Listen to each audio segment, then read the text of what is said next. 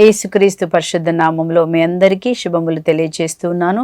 మరొక్కసారి 2026 సంవత్సరం నూతన సంవత్సరంలో దేవుడు మనకి నూతన కార్యాలు చేస్తారు. ఎందుకంటే మన దేవుడి పేరు ఏం పేరంటే శిథిలమైన దాన్ని నిర్మించే దేవుడు. పాతది తొలగించి ఇదిగో నూతన కార్యం చేస్తా అన్నారు.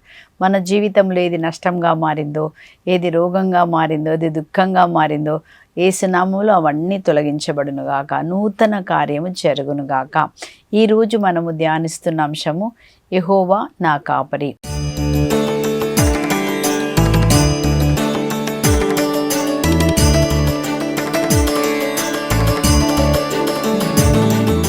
ఈ 2026 సంవత్సరం అంతా దేవుడు మనల్ని కాపరిగా నడిపిస్తారు. ఆయన మనకి కాపరిగా ఉంటారు. ఈ మాట మనం చదువుతున్నాము, దావీదు రాజు చెప్తారు కదా, కీర్తన 23లో మనం చూస్తున్నాము. దేవుణ్ణి ఏమంటున్నాడంటే యెహోవా నా కాపరి. మన కాపరి అని చెప్పట్లేదండి, మాకు కాపరి అని చెప్పట్లేదు, నా కాపరి అని దావీదు రాజు ఒప్పుకుంటున్నాడు. మరి దావీదు రాజు యెహోవా దేవుణ్ణి కాపరి అని ఎందుకు అన్నాడంటే, కాపరి ఏ విధముగా తన గొర్రెలను రక్షిస్తాడు, కాపాడుతాడు, ఏ విధంగా అన్ని విషయాలలో తోడుగా ఉంటాడో ఆ కాపరి పని ఏంటో మరి దావీదు రాజు కూడా గొర్రెల కాపరి కనుక తనకి తెలుసు. అంటే అతను రుచి చూచి కదా, కీర్తన 34లో 10వ వచనంలో ఏమనుంటుందంటే, రుచి చూచి తెలుసుకో ప్రభువు ఎంత మంచివాడో, ప్రభుని శరణు వేడువారు ధన్యులు. అంటే అతను ఎంత మంచివాడో మనం రుచి చూచి తెలుసుకోవాలంట. మనం రుచి చూచి తెలుసుకోవడం అంటే ఏంటి అంటే, ఆయనను అనుభవించి చెప్తున్నాడు, ఆయన నా కాపరి. కాపరి ఏం చేస్తాడండి? గొర్రెలను నడిపిస్తారు కదా. మరి గొర్రెలను మనం నడిపించాలంటే మనం ఎవరై ఉండాలా? ఆయన గొర్రె అయి ఉండాలా కదండి. మరి ఆయన గొర్రె అయితేనే ఆయన మనల్ని నడిపిస్తారు. కాపరి ఎవరిని నడిపిస్తాడు? తన గొర్రెలను, తన వెంట ఉన్న గొర్రెలనే నడిపిస్తారు. ఆ పక్క గొర్రెలను, ఈ పక్క గొర్రెలను కాదు కదా. సో కాబట్టి మనము గొర్రె అయితే, నువ్వు గొర్రె అయితే దేవుడు మనకి కాపరి. కాబట్టి మనం దేవుని గొర్రె అయినామా? ఒకవేళ మనం దేవుని గొర్రె అయితే, అది గొర్రె అంటే దేవుని యొక్క స్వరం. యేసుప్రభు ఏమన్నారు? యోహాను సువార్త 10వ అధ్యాయంలో, నా గొర్రెలు నా స్వరం వింటాయి, నా దగ్గరికి వస్తాయి, పరాయి వాని దగ్గరికి వెళ్ళవు. మనం పరాయి వాని స్వరం, ఈ లోకంలో ఉన్న స్వరాన్ని మనం వినము. భయపెట్టే సాతాను స్వరాన్ని, నువ్వు రోగి, నువ్వు ఇట్లా, నువ్వు అట్లా స్వరాన్ని మనం వినము. మనం ఏం వింటాము? కాపరి స్వరము. కాపరి అంటున్నాడు, నువ్వు దేవుని బిడ్డ, నువ్వు నీతి అయినావు, నువ్వు పరిశుద్ధుడైనావు. ఆ విధంగా దేవుడు మనకు అధికారం ఇచ్చారు. ఇవి దేవుని మాటలు. మనం దేవుని మాటలు విన్నట్లయితే ఆ కాపరి మనల్ని నడిపిస్తారు. కాబట్టి ఈ 2026 సంవత్సరం అంతా మనల్ని, మన కుటుంబాన్ని, అలాగే మన పరిచర్యను అన్నిటిని కూడా దేవుని యొక్క చేతికి మనము అప్పజెప్పినప్పుడు ఆయన కాపరిగా మనల్ని నడిపిస్తాడు. యెహోవా నా కాపరి. కాపరి అన్నది మనం 3 చోట్ల పరిశుద్ధ గ్రంథంలో చదువుతామండి. మొదటిగా మనము కీర్తన 23లో కాపరి యెహోవా ఎలాంటి వాడు? మంచి కాపరి. అలాగే ఎజెకియెల్ గ్రంథంలో 34వ అధ్యాయంలో కూడా అక్కడ మనం చూసినప్పుడు 11 నుంచి 31 వరకు మనం అక్కడ ఏమని చూస్తున్నాము? అక్కడ కూడా ఏమని చెప్తున్నాడు అంటే, మంచి కాపరి ఎలా ఉంటాడు? గాయాల కట్టుకొడతాడు, తప్పిపోయిన దాన్ని వెతికి రక్షించే కాపరి అని ఎజెకియెల్ 34లో ఉంటుంది. అలాగే నూతన నిబంధనలో యోహాను సువార్త 10వ అధ్యాయంలో యేసుప్రభువే స్వయంగా చెప్పిన మాట కదండి, దొంగవాడు హత్య చేయుటకు, దొంగలించుటకు, నాశనము చేయుటకే వస్తాడు. ఎవరాడు దొంగవాడు అంటే మరి జీతగాడు కదండి. జీతగాడు గొర్రెల గురించి శ్రద్ధ వహించడు. కానీ దేవుడు ఏం చేస్తారంట? మంచి కాపరి ఏం చేస్తారంట? తన గొర్రెల కొరకు ప్రాణమే పెడతారంట.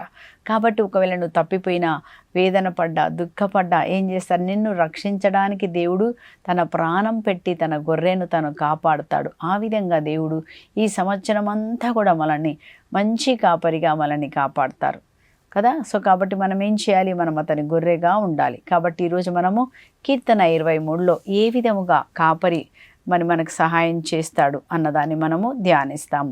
మొదటిగా మనం చూస్తున్నాము కీర్తన 23లో మొదటి మాట, ప్రభువే నా కాపరి. అంటే కాపరి ఏం చేస్తాడు? మనల్ని కాపాడతాడు కదండి, రక్షిస్తాడు. అతన్ని ఏమంటాము? కాపరి. కీర్తన 91లో మనం ఏం చెప్తాము? మహోన్నతిని మరుగున ఉన్న వారికి కదా. ఆ కాపరి ఏం చేస్తాడు? గొర్రెని అన్ని ఆపదల నుంచి కాపాడుతాడు. అందుకే కీర్తన 121లో మనం ఏం చదువుతాము? ఇజ్రాయేలును కాపాడువాడు కునికిపాట్లు పడ్డాడు, నిద్రపోడు. అతడు కుడి ప్రక్కన నిలిచి మనల్ని రక్షిస్తాడు, మన ప్రక్కన ఉండి మనల్ని కాపాడుతాడు. గొర్రెల కాపరి ఏం చేస్తాడంటే గొర్రెలను కాపాడుతాడు. అందుకే మరి దావీదు రాజు అంటాడు, ఆయన సౌలు రాజు దగ్గరికి వెళ్ళినప్పుడు 1 సాముయేలు గ్రంథం 17వ అధ్యాయంలో సౌలు రాజు దగ్గరికి వెళ్ళి ఏమంటున్నాడు? సౌలు రాజా, నేను గొర్రెలు కాచేటప్పుడు ఏ గొర్రెనైనా సింహము కానీ ఎలుగుబంటి కానీ పట్టుకుంటే ఆ యొక్క సింహమును చావబాది సింహము నోటిలో నుంచి నేను గొర్రెను విడిపిస్తాను కదండి. మరి యేసు ప్రభు కూడా ఏం చేస్తారు? మనం దేవుని గొర్రె అయితే మనం ఒకవేళ పడిపోయిన స్థితిలో ఉన్న మరి శత్రువు చేతులైన సాతాను చేతిలో కోపములో బంధకాలను చిక్కిన ప్రభు ఏం చేస్తారంట? సాతాను తలను చితికదొక్కి నన్ను సాతాను చేతిలోంచి, చీకటి శక్తుల నుంచి, రోగాల నుంచి ఆయన కాపాడే దేవుడు కదా. నా కాపరి అంటున్నాడు. ఈ సంవత్సరం దేవుడు మనకి కాపరిగా మారునుగాక. రెండోదిగా కాపరి ఏం చేస్తాడు? మనం చదువుతున్నాము, కాపరి ఉన్నప్పుడు అంట ఏ కొదవ ఉండదు. అంటే ఏ కొదవ మనకి రాదు. అంటే అన్నిటిని ఆయన సమకూరుస్తాడు కదండి. మన దేవుడి పేరేం పేరు? సమకూరుస్తాడు. ఈరే అంటే సమకూర్చువాడు. సమకూర్చువాడు అని పేరు ఎవరు పెడతారంటే ఆదికాండం 22:14లో అబ్రహాము దేవుణ్ణి ఏమంటాడంటే పొట్టేలిని బలిగా ఇచ్చినప్పుడు, ఈజాకు బదులుగా పొట్టేలిని బలిగా ఇచ్చినప్పుడు దొరికినప్పుడు ఏమంటాడంటే యావే సమకూర్చును. మనకేం కావాలో అక్కడ కావాలి ఐజాకు బదులుగా బలి అర్పించుటకు. ఆ విధంగా సమకూర్చినప్పుడు అబ్రహాం అంటున్నాడు యావే సమకూరుస్తాడు. నీకు ఏ అవసరం ఉందో ఈ సంవత్సరంలో యావే దేవుడు వంక నువ్వు చూస్తుండగా, ఆయనను అడుగుతుండగా ఏం జరుగుతుందండి? నీకు సమకూర్పు జరుగుతుంది. నీకు ఏం కావాలో, నీ అవసరం ఏందో, నీ ప్రతి అవసరాన్ని దేవుడు ఏం చేస్తాడు? తన ఐశ్వర్యం చే నీ అవసరములన్నిటినీ ఆయన తీరుస్తాడని ఫిలిప్పీల పత్రిక 4:19లో మనం చూస్తున్నాం. కాబట్టి ఈ సంవత్సరం మనం దేవుని దగ్గర ఆయన కాపరిగా, ఆయన వాక్యానికి మనం లోబడినప్పుడు ఆయన మన కొదవలన్నీ తీరుస్తాడు. మూడోదిగా మనం చూస్తున్నాం, ఇంకా ఏం చేస్తారండి? అతడు మనల్ని పచ్చిక పట్టులలో విశ్రమింపజేస్తారంట. పచ్చిక పట్టులు అంటే మనం ఏం చూస్తామంటే సమృద్ధి కదండి. పచ్చిక ఉంటే ఏమవుతుంది? సమృద్ధి అనమాట. ఇంకా అక్కడ ఎండిపోయిన తనం ఉండదు. పచ్చికకి ఆపోజిట్ ఏంటంటే ఎండిపోయిన తనం. అంటే మన జీవితంలో ఎక్కడ కూడా ఎండిపోకుండా దేవుడు ఏం చేస్తారంట? పచ్చిక బయలు. నీకు ఏది అవసరమో, ఏది కావాలో ఆ ప్లేస్లోనికి, పచ్చిక బయలలోనికి ఏం చేస్తారంట? ఆ స్థలములోకి నేను తీసుకెళ్తాడు. ఇంకొకటి కూడా చెప్పొచ్చు, పచ్చిక బయలు అంటే మంచి వాక్యం వినేలాగా కదా. దివ్యవాణి ద్వారా ఎంత చక్కని వాక్యాలు వింటున్నారు. దివ్య బలి పూజ ఇవన్నీ మీకు సమకూర్పే పచ్చిక బయలు. ఈ యొక్క వాక్యము, దేవుని వాక్యము మనకేమిస్తుందండి? మన యొక్క తృప్తి కలుస్తుందంట. మానవుడు కేవలం రొట్టె వల్ల కాదు, దేవుని వాక్యము మనకి సమకూర్చబడుతుంది కదా. మూడోదిగా ఏం చెప్తున్నారంటే ఆయన ఏం చేస్తారంట? శాంతికరమైన జలముల యుద్ధకు నడిపించుకొని పోతారు. ఈ సంవత్సరం 2026 సంవత్సరం అంతా దేవుడు మనల్ని శాంతికరమైన జలముల యుద్ధకి, శాంతి అంటే ఆయన పేరేం పేరు? షాలోం అంటే ఆయన పేరు సమాధానకర్త.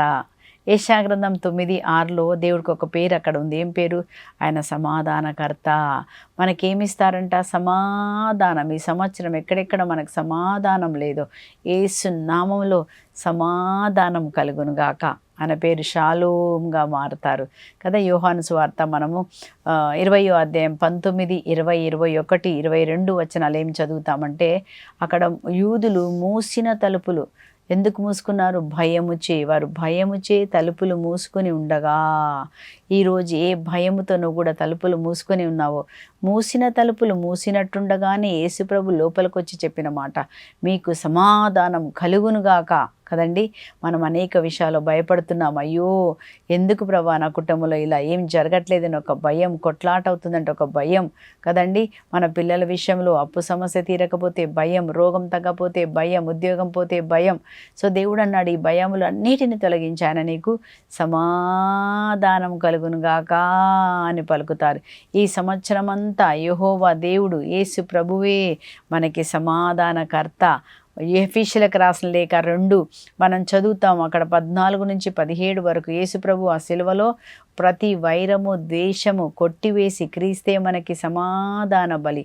ఈరోజు ప్రతి వైరము, ద్వేషము, భార్య భర్తలో ఉన్న వైరము, ద్వేషము యేసు రక్తంలో అది కొట్టివేయబడునుగాక. సమాధానం అన్నాదమ్ములకి, అక్కచెల్లెల మధ్యలో సమాధానం, టీం మెంబర్స్ మధ్యలో సమాధానం, ఆఫీస్లో సమాధానం, ముందుగా మన మనస్సులో సమాధానం కలుగునుగాక, మన ఇంటిలో సమాధానం కలుగునుగాక. దేవా, ఈరోజు మాట్లాడే విధానాన్ని మార్చమందామండి. మనం మాట్లాడే మాట మార్చినప్పుడు సమాధానం కలుగుతుంది. యేసయ్యా, నీ శక్తి, నీ మహిమ, నీ కృప, నీ కనికరం ఈరోజు మనకి ఇవ్వమన్నప్పుడు యావే దేవుడు ఎలా మారుతారు మనకి? ఆయన సమాధానం మనకిస్తారు. ఆయన సంపూర్ణమైన సమాధానం మనకిస్తారు. 3వ వచనంలో మనం చదువుతున్నాము, ఏమంటున్నారంటే ఇక్కడ, నా ఆత్మను దేవుడు సేద తీర్చును. అంటే మన ఆత్మని, అలసిపోయిన మనకేం కలగజేస్తారంటండి? మన ఆత్మను సేద తీరుస్తారు. అంటే ఒకవేళ అలసిపోయిందామేమో కదా, అలసిపోయినప్పుడు మనకి నీరు అవసరం. అట్లాగే ఇక్కడ దేవుడు ఏమిస్తారంటే చూడండి, నా ఆత్మను సేద తీరుస్తాడు. ఎలాగా? జీవజలము ద్వారా. యేసుప్రభు ఏమన్నారు? యోహాను సువార్త 7:37-38లో చెప్తున్నారు, దప్పిక కొన్నవాడు నా దగ్గరకు వచ్చి దప్పిక తీర్చుకొనుగాక, విశ్వసించిన అంతరంగంలో నుంచి జీవజల నదులు ప్రవహింపజేస్తాడు.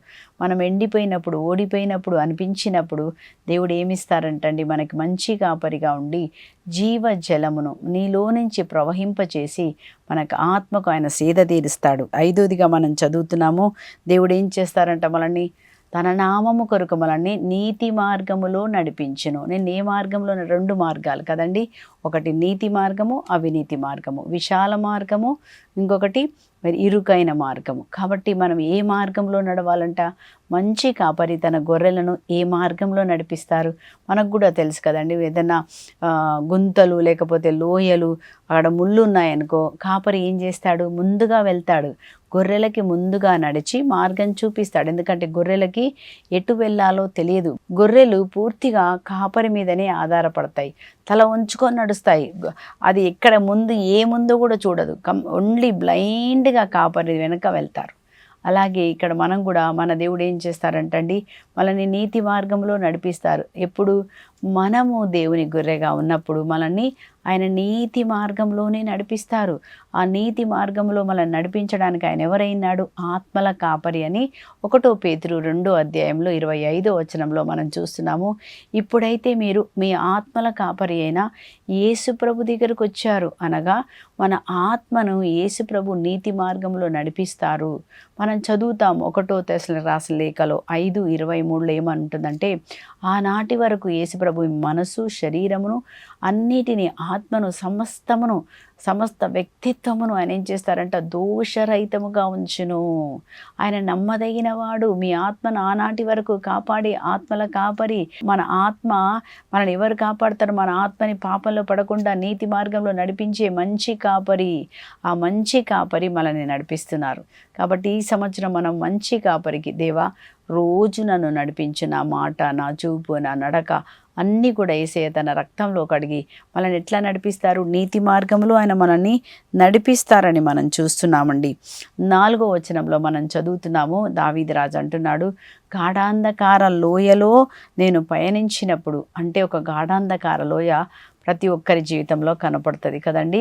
మనం చూస్తాం ఈ గాఢాంధకార లోయ దావీదు రాజు జీవితంలో చూసినప్పుడు, సౌలు రాజు తన్ని చంపడానికి మరి తరుముతుంటాడు కదా. చాలాసార్లు, ఎన్నిసార్లు ప్రయత్నిస్తాడంటే, ఒకటే టేబుల్ మీద భోజనం చేస్తుంటే కూడా ఆయనకు ఒకటేసారి తనలో ద్వేషం వచ్చేసి ఒక బాకు విసిరి ఆయనను చంపాలని చూస్తాడు.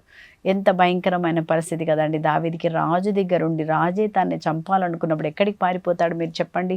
ఎంత భయంకరమైన స్థితి. ఒక గాఢాంధకారం, ఒకరు వాళ్ళని చంపడానికి నేను నీ కోసం తిరుగుతున్నారంటే ఎంత భయం అనిపిస్తుందండి. నీ శత్రువులు నీ పక్కన కాసుకొని ఉన్నారు, నీకు యాక్సిడెంట్ చేస్తా చంపాలో లేకపోతే ఎలా చంపాలో అప్పుడు ఎంత భయం ఉంటుంది కదండి.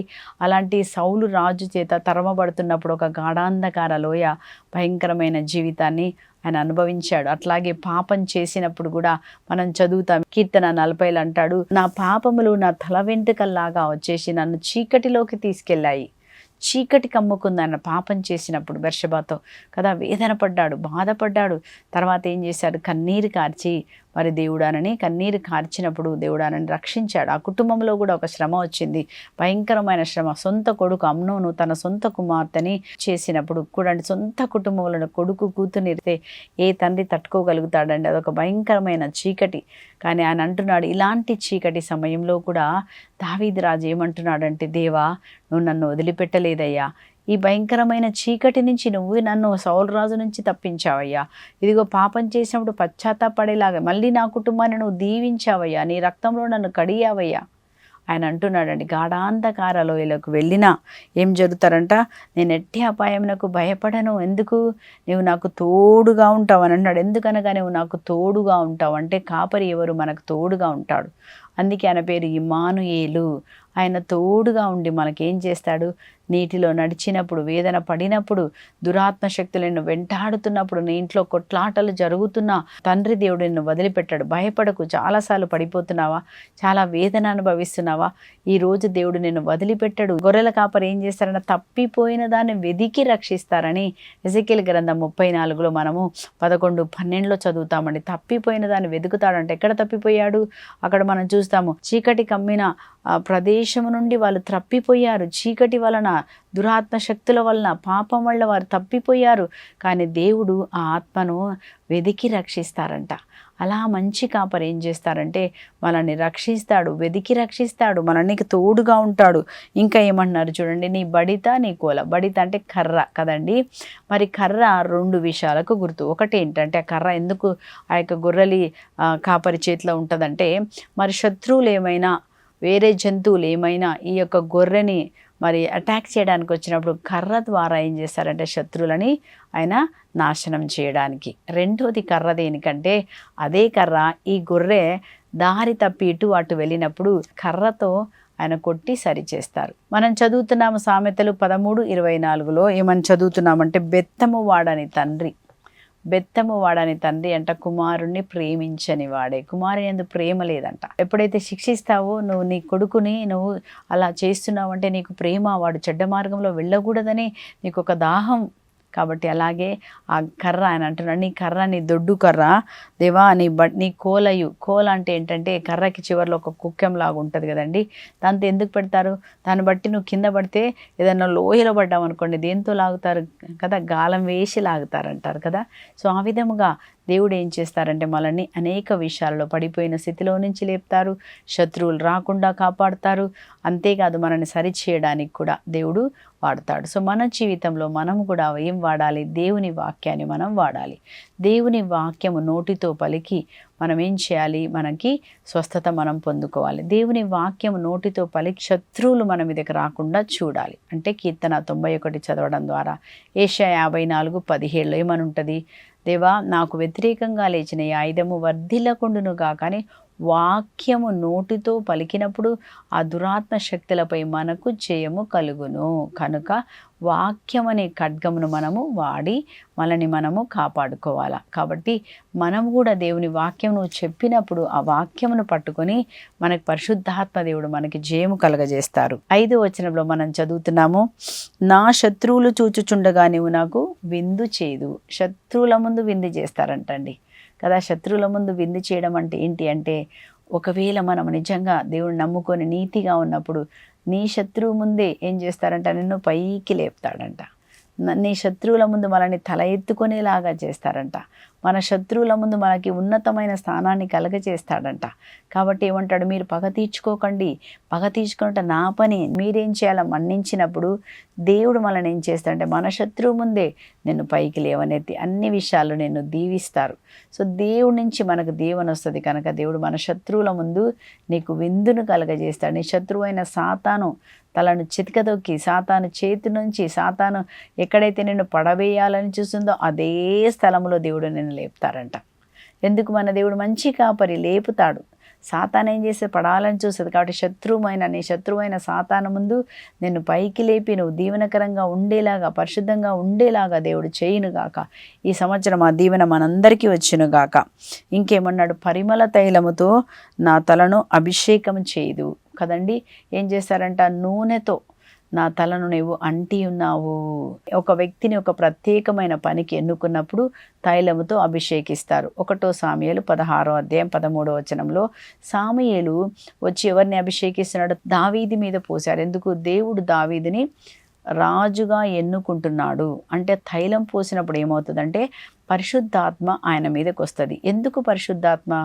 రాజుగా అతను చేయవలసిన అనేకమైన పనులు చేయడానికి, రాజుగా ఆయన చేయవలసిన పనులు చేయడానికి కావలసిన సామర్థ్యము, తెలివి, బలము పరిశుద్ధాత్మ దేవుడానికి వసగుతారు. లేకపోతే మనము పని చేయలేము. కాబట్టి ఈరోజు మనకి కూడా దేవుడు ఈ సంవత్సరము నూతన తైలముతో అభిషేకిస్తారంట. కీర్తన 92:10లో దేవుడు మనకి నూతన తైలం, ఎందుకు? పోయిన సంవత్సరం ఎక్కడెక్కడ పడిపోయావో కానీ ఇప్పుడు ఏం చేస్తారు? నూతన తైలం వల్ల మళ్ళీ నీకు సామర్థ్యం ఒసగబడి నీ పని నువ్వు చక్కగా చేయడానికి, పరిశుద్ధంగా జీవించడానికి, తెలివి కలిగి జీవించడానికి. పరిశుద్ధాత్మ వచ్చినప్పుడు ఒక వ్యక్తి శక్తి పొందుకుంటాడు, తెలివి జ్ఞానం ఇవ్వబడుతుంది.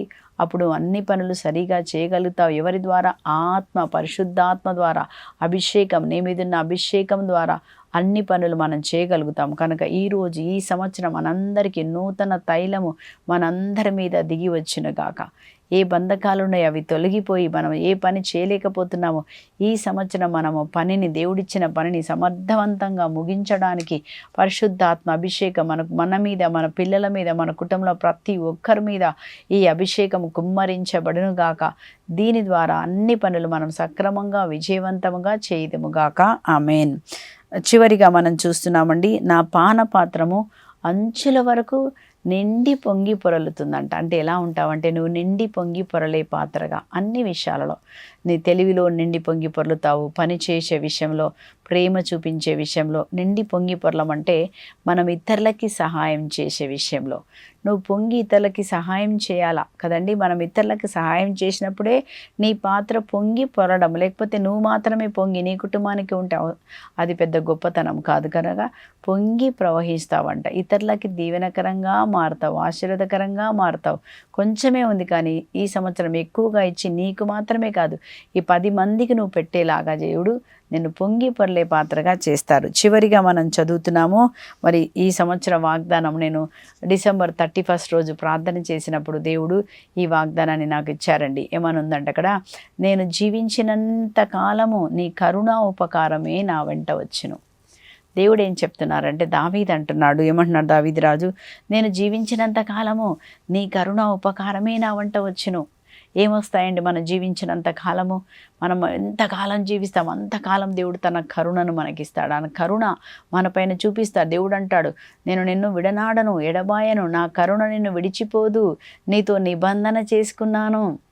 పర్వతములు గతించిన, తిప్పలు చలించిన నా కరుణ మాత్రం నిన్ను విడనాడదు అని సమాధానపూర్వకమైన నిబంధన నీ నుంచి తొలగిపోదు అని దేవుడు మరొకసారి మీతో కూడా నిబంధన చేసుకుంటున్నాడు.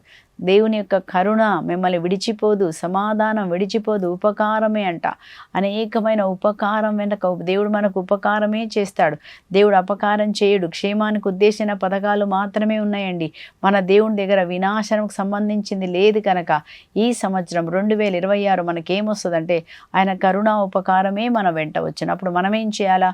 జీవించినంత కాలము ప్రభు మందిరములోనే మనం ఉండాలి. ప్రతిరోజు దేవుని సన్నిధిలో, ప్రతిరోజు వాక్యం కింద, ప్రతిరోజు ఆయన మహిమ కింద మాత్రమే మనం వద్దామండి. ప్రతిరోజు దివ్య బలి పూజను మనం పాల్గొంటూ, వాక్యాన్ని చదువుతూ, దేవుని సన్నిధిలో ఉంటూ మన జీవితాన్ని మనం గడిపేలాగా దేవుడు ఈ కృప అనుగ్రహం మనకి ప్రసాదించునుగాక. దేవుడు మంచి కాపరిగా ఈ 2026 అంతా మనల్ని నడిపించునుగాక. మనల్ని, మన కుటుంబాలని అందరినీ కూడా దేవుని చేతిలో మనం అప్పజెప్దాం. ప్రార్థించుకుందాం. పరిశుద్ధుడమైన తండ్రి, ప్రేమ స్వరూపుడమైన దేవ, నీ అతి పరిశుద్ధమైన ప్రేమ చేత మంచి కాపరిగా తండ్రి ఈరోజు ఈ సంవత్సరం అంతా మమ్మల్ని నడిపించండి.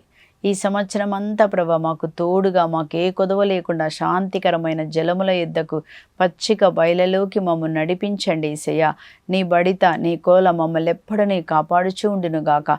శత్రువుల ముందు మాకు విందు జరుగునుగాక. పరిమళ తైలముతో, నూతన తైలముతో మాకు అభిషేకం జరిగించమని, ప్రతి ఒక్కరిని అభిషేకించమని అడుగుతున్నాం.